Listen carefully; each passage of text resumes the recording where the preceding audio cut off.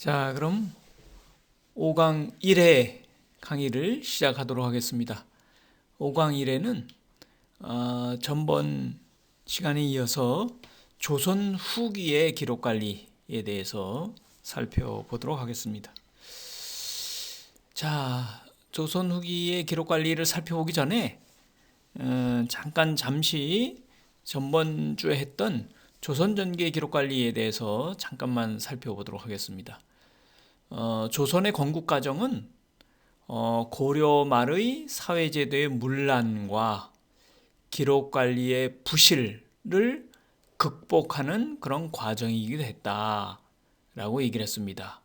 그래서 조선의 건국 과정과 과정 속에서 이제 고려 사회의 기록관리 제도가 이제 극복이 되면서 새로운 공기록 관리 제도가 정립되게 되었다라고 얘기할 수 있고요. 그것이 이제 정리된 형태로 나타나는 것은 경국대전에서 이제 장문서조라고 하는 데서 이제 조선전기의 기록 관리가 이제 정리되어서 나타납니다. 그래서 거기에는 조선이 건국되면서 25개의 공문서 양식이 이제 거기에 뭐 사례들이 제시되어 있습니다.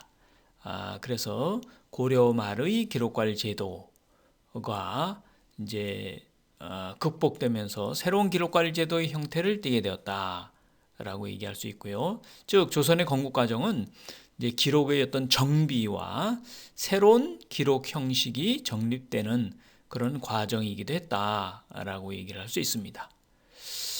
그런 과정에서 아주 조선전기에 주목할 왕은 세종이었어요. 세종은 이제 집현전이라고 하는 특별기구를 통해서 당시에 유능한 인재들을 이제 모으고 거기서 문헌이라든지 이런 것을 정리하고 또 그것을 바탕으로 해서 정보를 이제 수집하면서 그것을 바탕으로 정책을 집행해 왔다라고 얘기할 수 있고요. 뭐 구체적으로는 이제 세종 때 한글을 창제했죠. 한글을 창제하고 또 태조 이성계와 이방원이가 죽으면서 이제 실록을 편찬하게 되었습니다. 그래서 이제 실록을 편찬하게 되었고, 그래서 이 시기에는 문헌과 기록을 잘 정리한 어떤 시기였기 때문에 나중에 이제 세종이 죽고 나서 세종실록을 편찬하는데 세종실록의 내용이 가장 실록의 내용 중에서는 조선전기의 내용 중에서 가장 풍부했어요. 내용이 풍부했다. 그래서 그 대표적인 사례가 세종실록 지리지였습니다. 세종실록 지리지는 그 시기의 세종대의 어떤 이제 역사상 혹은 사회문화상의 내용들이 잘 정리가 되어 있다. 그래서 세종실록 지리지에 보면 뭐 논과 밭의 각 도별로 그 면적이라든지 이런 아주 상세하고 풍부한 정보의 내용을 담고 있다라고 얘기할 수 있습니다. 또한 조선전기는 금속활자 고려 말에 1377년에 만들었던 금속활자의 그 발명이 조선 시기 이후에 계승이 되면서 그 활자본의 인쇄가 아주 그 폭발했던 그런 시기다라고 얘기할 수 있습니다. 그래서 조선이 건국되면서 거의 20년마다 한 번씩 그 활자본이 새로 만들어서 그것을 바탕으로 해서 당시에 그 국가가 중요하게 여겼던 그 정보를 담고 있는 책들이 이제 금속활자로 인쇄가 되죠. 대표적인 경우는 이제 조선 고려 말에 중국으로부터 유학이 전래되면서 조선이 사상적으로는 뭐 불교가 아직도 유지되지만은 통치 방식이라든지 그 다음에 이제 지식인들에게는 유학이 급격하게 이제 보급이 되죠. 그래서 그런 것의 사례로 국가는 이제 유교 서적이나 혹은 중국의 역사서, 자치통감을 이게 금속알자로 인쇄를 해서 뭐 배포를 하는 거죠. 그것은 당시에 금속알자로 인쇄하는 책은 굉장히 국가가 중요하게 여기는 서적을 배포를 한 거죠. 또 조선 전기에는 금강경 등 불경이 금속알자로 이제 주조가 되어서 인쇄가 되어서 배포가 됐어요. 그 당시에는 아직 조선 전기는 당시에 가장 고급의 어떤 지식, 고급의 정보를 담고 있는 것이 불경이었어요. 그래서 지금 남아있는 국보급 문화재의 그 이제 기록 문화재죠. 책으로는 조선 전기 때 이제 인쇄가 금속알자로 인쇄된 불경들이 많이 국보로 지정이 되어 있습니다. 또 월인 천강지국은 세종이 한글을 편찬하고 나서 한글의 사용 예라든지 그래서 이제 훈민정음 뭐 용례본이라든지 이런 식으로 훈민정음 어떻게 한글을 사용할 수 있는가 또 한글을 통해서 뭐 월인 천강지곡 같은 경우를 이제 인쇄를 해가지고 남겼어요. 또 조선전기의 대표적인 인문지리지에 해당하는 동국여지승남도 이제 인쇄를 활자로 인쇄해가지고 배포를 했습니다. 그러니까 이런 식으로 또 조선전기는 금속활자로 이제 고려 말에 발명된 금속활자를 활용해가지고 당시 국가가 이제 배포하고자 하는 지식을 대량으로 이제 인쇄해서 배포를 했다 이렇게 얘기를 할 수 있습니다. 그것이 조선전기의 기록 관리의 중요한 특징이었다라고 얘기할 수 있습니다.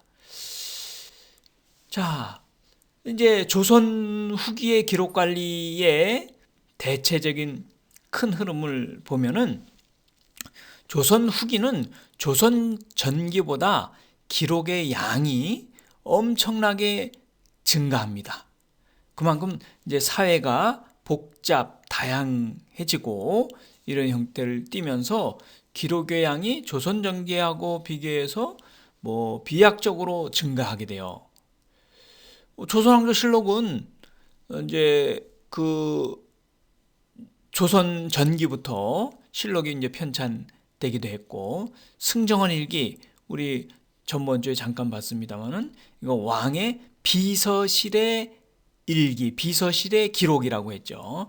그것도 이제 후기로 내려오면서 기록의 양이 많아집니다. 그 이외에 이제 비변사 등록, 일성록 이런 것들 혹은 의계 이런 이제 비변사 등록이나 일성록은 조선 후기의 기록이에요. 그렇게 하고 의계도 조선 전기 것은 물론 이제 그 16세기, 17세기에 네 차례의 전란, 즉 임진왜란, 일본의 어떤 침입과 청나라의 침입을 거쳤던 병자호란을 거쳐서 전쟁을 거쳐서 기록이 많이 유실되긴 했지만은 승정원일기도 조선 후기의 기록만 남아 있는 거죠. 그리고 이제 비변사 등록, 일성록 이런 것들은 조선 후기의 기록이고 의계도 조선 전기 기록은 거의 많지 않아요. 대부분 이제 조선 후기의 기록이에요. 뭐 이런 식으로 돼 있고 조선 전기의 문화가 가장 이제 풍성하고 기록을 가장 많이 남긴 왕이 기록에 대해서 공헌을 많이 세운 왕이 세종이라면은 조선 후기에는 기록을 정비하고 기록을 가장 많이 남긴 왕은 정조였어요. 그 정조는 귀장각이라는 걸 설치해서 이것은 세종의 집현전을 벤치마킹한 거죠. 그리고 정조가 이제 귀장각을 설치하면서 개혁의 어떤 핵심 기구로서 그것을 인정하고 그래서 정조가 직접 자기가 과거 시험을 봐가지고 거기에서 인재를 발탁해가지고 규장각에 배치를 해서 그 다음에 정조는 규장각에 배치한 다음에 예를 들면 일본이나 특히 중국에 사신으로 간 사람들한테 그들에게 명을 내려가지고 그 중국의 어떤 사서와 중국의 기록을 도서 이런 걸 대거 수집합니다. 그렇게 하고서 그걸 규장각에 비치를 해요. 그렇게 하고 그 자기가 직접 과거를 시험을 봐서 발탁한 신진 관료들 20, 30대 명민한 신진 관료들에게 그것을 이제 보고 연구하고 그래서 정책을 만들어내라고 해서 그걸 바탕으로 해서 정조는 개혁 정책을 펼쳐갔어요. 그러니까 규장각은 도서관이면서 기록관이면서 또 그것의 기록을 살펴본 그 신진 관료들이 정책을 만들어내는 입안해내는 그런 특별 기관이었다라고 얘기할 수 있습니다. 그래서 기록이 너무 넘쳐나니까 그것을 다 규장각에 그 기록을 배치할 수가 없었어요. 기록들을 그러니까 도서라든지 그 당시에 기록들을 많이 수집해 오니까 그래서 강화도에 정조가 외 규장각을 설치해서 일부 도서들을 이제 외 규장각에 분산 배치하게 되죠. 그래서 조선 전기에 이제 기록의 왕 혹은 당시에 기록을 바탕으로 한 문화 수준이 높이 발달했던 시기가 세종대라면은 조선 후기에는 그 시기가 정조되었다라고 얘기할 수 있습니다. 자, 조선 후기의 기록. 전번주에 잠깐 이제 그림도 살펴봤습니다만은 조선왕조실록을 중심으로 해서 중요 기록에 대해서 잠깐 살펴보도록 하겠습니다. 조선왕조실록은 제1대 태조부터 제25대 철종까지 472년간의 기록을 편년체로 요약 정리한 것입니다. 왜 그 뒤에 고종과 순종이 있는데 왜 철종까지냐? 라고 하는 것은 고종이 죽은 것이 1919년 소위 이제 2월 말이었죠. 그래서 그것에 장래일을 기점으로 해서 일어난 운동이 3.1운동이었어요. 그러니까 그 당시 실록은 왕이 죽고 난 다음에 편찬하는 것이었기 때문에 고종실록은 일제 시기 때 편찬이 됐어요. 고종이 죽은 1919년 이후에. 그래서 고종과 순종의 실록은 일제 시기에 편찬했기 때문에 우리 조선왕조실록에는 포함을 시키지 않습니다. 조선왕조실록은 왕이 죽은 이후에 춘추관, 역사를 편찬하는 곳이에요. 의 사관들이 일생 동안의 업적을 요약 정리하는 식으로 편찬했다라고 얘기를 할 수 있습니다. 두 번째는 승정원일기. 승정원일기는 조선시대의 왕명의 출납을 관리하면서 비서실의 기능을 하였던 승정원에서 날마다 취급한 문서와 사건을 일자별로 기록한 책이에요. 그래서 조선 건국 초기부터 기록한 것으로 여겨지지만은 현재는 1623년부터 1910년까지 288년간의 기록이 남아있고 그 기록의 권수가 3243책이에요. 단일 기록으로는 조선 시기 기록 중에 가장 양이 풍부한 그런 책이었다라고 얘기를 할 수 있습니다. 세 번째는 일성록. 일성록은 정조가 세손 시절부터, 그러니까 왕이 되기 전에 세손, 그러니까 그 아버지가 사도세자죠. 아버지가 이제 죽고 그렇게 하면서 이제 세손 시절부터 써온 일기가 왕이 된 후에도 규장각에서 계속 기록하게 하였고 이후의 왕들 역시 정조를 모범 삼아 국정일기를 써나가게 되어서 그렇게 해서 모인 책입니다. 그래서 일성록은 정조부터 마지막 왕인 순종까지 151년을 걸쳐서 기록된 2327책으로 구성이 되어 있다라고 얘기할 수 있습니다. 다음에 조선 시기에 이제 지금까지 이제 4대 관찬사서라고 하면은 지금 설명한 조선왕조실록, 승정원일기, 일성록, 비변사등록 이렇게 됩니다.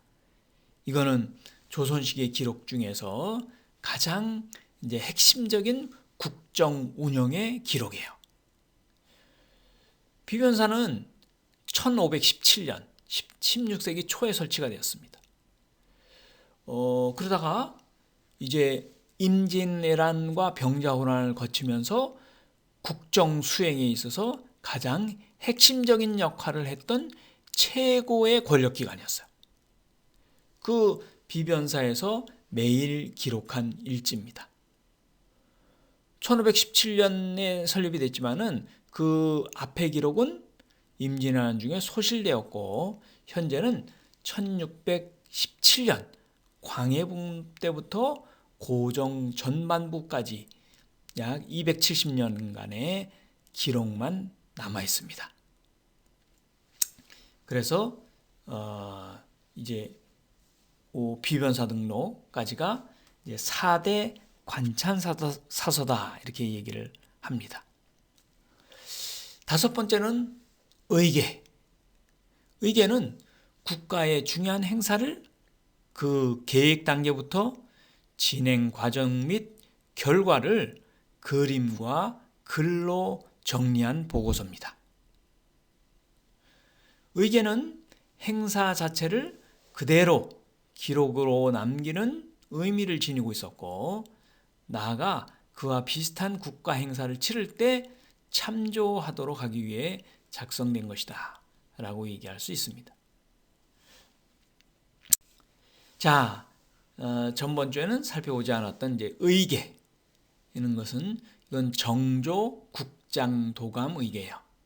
국장 도감이라는 것은 장례식을 치렀던, 그러니까 정조가 이제 죽고 난 다음에 국장, 여기 이제 보시면은 표지가 오른쪽 그 맨 첫 번에 있는데 정종대왕 한자로 국장 도감 의계 이렇게 돼 있고, 그 정종대왕 밑에 강하사고라고 써 있죠. 그러니까 이것은 정조의 장례식에 대한 기록인데 이것은 강하사고에 있었다는 거예요. 그 당시 조선 후기에는 5군데의 국가의 중요한 기록을 보관해 놨어요. 그게 하나는 이제 그 경복궁이나 혹은 창덕궁에 있는 춘추관이라고 하는 것이었고, 그러니까 그 왕궁에 하나 배치가 되어 있었고, 그 다음에는 동서남북에 이제 산속 깊은 데에 세워놨어요. 사고를. 조선 전기에는 원래 이제 왕궁과 중앙의 왕 경복궁에 춘추관이 있었고, 그 다음에 경상도, 전라도, 충청도의 대도시에 그 국가의 중요 기록을 보관했던 사고가 있었어요. 그래서 이제 전라도에는 전주 사고였고, 충청도에는 충주 사고, 경상도에는 그 당시에 이제 성주 사고 이렇게 있었는데, 임진왜란 때 전라도하고 충청도 것은 불탔고, 그다음에 경상도하고 충청도의 사고는 불탔고, 전라도의 전주 사고 것만 남았어요. 경복궁의 춘추관도 불탔죠. 그래서 전주 사고 것만 남아서 그걸 나중에 그걸 갖다 이제 다시 내부로 인쇄해 가지고 5부를 만들어 가지고, 이제는 조선 후기에는 임진왜란하고 병자호란 거친 후에는 이제 산속 깊은 데다가 세워놓은 거예요. 그래서 동쪽에는 태백산에 이제 오대산 사고에 있었고, 서쪽에는 지금 얘기했던 이 이제 만이산 사고였다가 나중에 정족산 사고가 되는 거죠. 그게 이제 강화 사고예요. 그리고 북쪽에는 묘양산, 평안도에 묘양산 사고가 있었고 남쪽에는 태백산의 봉화 사고를 두었죠. 하여튼 이제 그러다가 병자호란을 치르고 난 다음에는 북쪽에서 오랑캐들이 침략해 오니까 그 북쪽에 있었던 평안도에 있던 묘양산 사고가 위험하니까 그것을 이제 무주의 적산산 사고로 옮긴 거죠. 그래서 여기 이제 그 보관처인 강화 사고 이렇게 적은 겁니다. 이거는 이제 정조가 이제 개혁 정치를 행하면서 그렇기 때문에 아까 얘기했던 규장각을 설치하고 서적을 많이 구입해서 그다음에 본인이 직접 과거 시험을 봐가지고 20, 30대 명민한 양반 자제들을 채용을 했다고 했죠. 그래서 그 명칭도 초계 문신이었어요. 그들로 하여금 규장각에 비치된 신식서적을 보고 개혁정책을 입안하도록 했다라는 얘기를 했습니다. 또 그렇기 때문에 조선 후기에는 이제 정조가 수많은 기록을 남겼어요. 자기도 이제 글을 쓰고 이렇게 했습니다. 그래서 자기가 쓴 기록을 모아놓은 게 정조가 쓴 기록을 모아놓은 게 그게 이제 홍제정서예요. 홍제정서. 그 양이 굉장히 막대합니다. 그래서 조선 후기의 기록의 왕은 정조였고 정조 시기에는 또 조선 후기의 문예부흥을 일으킨 시기였다라고 얘기할 수 있습니다. 그래서 이제 조선 후기의 기록의 왕답게 정조 시기에는 기록이 많이 남겨져 있었고 이것은 그 중에 하나가 이제 의계인데 이게 원행, 을묘, 정리, 의계 중에 대표적인 의계입니다. 이거는 이제 정조가 자기 아버지 사도세자의 무덤이 남양주에 있었어요. 근데 그것을 이제 화성으로 옮깁니다. 옮기고 나면서 화성을 이제 행차하면서 당시에 이제 국정도 살피고 또 화성의 행차 장면을 다 그림으로 그렸어요. 이건 그 화성의 행차 장면, 정조가 화성을 행차하는 장면 중에 대표적인 장면인데 이게 이제 용산에서 노량진을 한강 다리를 넘어가는 장면이에요. 이게 수백 척의 배를 옆으로 대서 이제 그 위에 널판지 깔고 이렇게 가지고 지금 한강을 넘어가는 장면이에요. 용산에서 이제 그 노량진으로. 당시 조선시대 때는 전쟁을 수행한다든지 그 다음에 왕이 행차할 때 강을 이런 식으로 넘어갔습니다. 그러니까 강에 다리를 넣는 그런 이제 조선 정부의 기관도 있었어요. 그게 이제 주교사입니다. 배주자, 다리교자, 기관사자. 이게 지금 용산에서 노량진으로 한강을 넘어가는 그런 이제 장면을 이제 그림으로 그린 겁니다. 이건 또 마찬가지로 이제 정조의 행차 장면의 하나인데 이게 8폭의 병풍으로 남아 있는데 이게 이제 시흥에서 지지대 고개를 이제 크게 넘어가는 장면을 그림으로 그린 것입니다. 이 8폭의 병풍으로 남아 있습니다. 또 하나는 을묘정리의계에 준하는 것으로 화성성역의계가 있어요.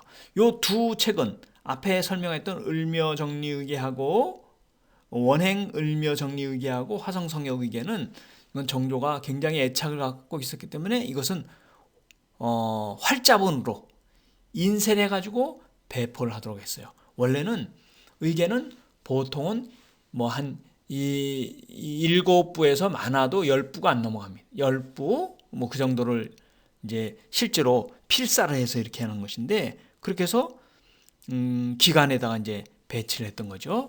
근데 원행을묘정리의계하고 화성성역의계는 그것은 널리 알릴 필요가 있었기 때문에 이것은 어떻게 했냐? 인쇄를 했어요. 인쇄를 해서 한 200부 정도 해서 인쇄를 해서 배포했습니다. 이게 지금 수원 화성의 전체적인 소위 이제 조감도예요. 조감도라고 얘기할 수 있습니다. 이게 그래서 이제 그 앞에 이제 수건 총소에 있는 이게 화성 전도에 있는 이제 그림입니다. 이거 인쇄한 것이에요. 그렇게 하고 이 화성 성역에게는 이제 뭐 여러 가지 기록들, 그러니까 화성을 축조하기 전서부터 그 과정, 그 결과, 영향 이런 것을 다 기록으로 남겼는데 그 중에서 당시에 그러니까 이 화성성역기계를 통해서 당시의 시대상과 생활상 이런 것을 다 살펴볼 수 있고 그 중요한 특징은 거기에 이제 참여했던 사람들 관료나 그 당시에 이제 그 우의정에서 나중에 좌의정이었던 최재공도 여기 이제 기여를 하게 되었고 또 거기 이제 수원의 화성의 유수의 이름도 되어 있고 그다음에 이제 정약용 등의 여기 이제 관여했던 관료들의 이름도 다 나오지만은 여기에 뭐 예를 들면 천한 일을 했던 석수쟁이라든지 혹은 그 운반을 했던 그런 장인들 이런 사람들의 이름과 그 사람들이 며칠 일을 했는지 그들에게 급여를 얼마를 줬는지 이런 것이 다 기록이 되어 있어요. 요거는 이제 장인 중에 여기 이제 책 제목 권사 공장 이렇게 돼 있죠. 공장이라는 게 장인입니다. 수공업 기술자들. 여기 뭐 오른쪽에 첫 번째 줄에 한오남 한자로 적혀 있죠. 이 사람은 616일을 일했다는 거예요. 여기는 이제 뭐 전문적인 뭐 예를 들면 미쟁이라든지 석쟁이, 석수, 돌을 깨는 사람이라든지 혹은 운반하는 사람 이런 사람도 다 기록이 되어 있어요. 그 다음에 재밌는 사실은 한오남 다음에 김민호미 이렇게 되어 있죠. 이 사람 이름은 아마 살로미일 거예요. 살로미를 한자로 쓰다 보니까 이렇게 김민호미 이렇게 된 거죠. 이게 613일. 이 사람은 아마 신분이 천인이었을 거예요. 예, 평민이나 이런 사람은 이름이 세 글자고 딱 뭐 한오남 밑에 그 있는 사람은 전남찬 이렇게 돼 있는 사람은 평민인데 이 사람은 살롬이라든지 혹은 장악동 그 밑에 박복돌 이게 돌자가 이게 순 우리나라에서 만든 특수한 글자예요. 복돌이, 쇠돌이, 뭐 돌쇠 할 때 요 돌자를 돌 밑에 을자를 쓴 거죠. 그렇게 하고 그 두 번째 칸에 복돌이 있죠. 복돌이가 592일을 일했는데 그 밑에 사람이 이게 대노미인데 이거는 큰 놈이를 이렇게 쓰다 보니까 한자로 대노미라고 쓴 거예요. 이건 마찬가지 신분이 천인이에요. 그러니까 천인인 사람이 여기 굉장히 많이 기록이 돼 있어요. 그러니까 이제 그런 측면에서 이제 예를 들면 왼쪽에서 네 번째 줄에 맨 위에가 노차돌이에요. 노차돌이도 아마 이제 천인일 거예요. 그 다음에 그 맨 밑에 줄에 보면 김고치 이렇게 돼 있죠. 그거는 김세고치야. 세고치를 쇠를 쓰려다 보니까 한자로 쇠금자를 쓴 거예요. 세고치. 이 사람도 천인일 거예요. 천인이더라도 일을 한 사람들은 다 기록을 해줬다. 이렇게 얘기할 수 있습니다. 그러니까 이 당시에 화성을 축조하는데 어떤 사람들이 일을 했는지 평민뿐만 아니라 천민도 다 기록을 해주고 그들에게 급여를 준 것 이런 것도 급여도 기록이 되어 있습니다. 이건 다산 정약용이 당시에 중국의 백과사전인 고금도서 집성이라는 것을 참조해서 만든 거중기예요. 이게 거중기 전도. 이게 다산 정약용이 이걸 만든 겁니다. 그래서 큰 돌을 어떻게 이제 끌어올려 가지고 그 화성을 축조하는 데 쓰는가 이렇게 하는 것을 기록을 한 것이죠. 이거는 그 거중기의 소위 이제 분해도예요. 거중기가 이제 이렇게 부품이 이렇게 분해해 보면 이렇게 돼 있다. 이걸 맞춰가지고 지금 거중기를 만든 거죠. 그렇게 얘기할 수 있습니다.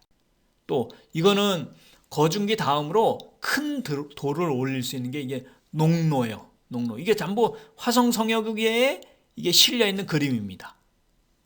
그러니까 이것을 이제 정조는 화성을 축조하는데 굉장한 그 애착을 갖고 있었고, 그것을 원래는 그 6년 동안, 원래는 초기에는 20년, 그다음에 6년 이렇게 이제 계획을 해서 그 화성을 축조하고자 했는데 2년 반인가요? 만에 화성을 다 축조를 했습니다. 그렇게 해서 이건 그만큼 이제 정조가 많은 이제 애착을 들어서 돈을 투여하고 그렇게 하고 많은 이렇게 새로운 이제 건축 기계를 만들어서 빠른 시일 내에 만들게 되었다. 이렇게 얘기할 수 있습니다. 자, 그렇게 해서 간단하게 조선 후기의 기록 관리에 대해서 살펴봤습니다. 자, 그러면은 이상 마치도록 하겠습니다. 감사합니다. 수고하셨습니다.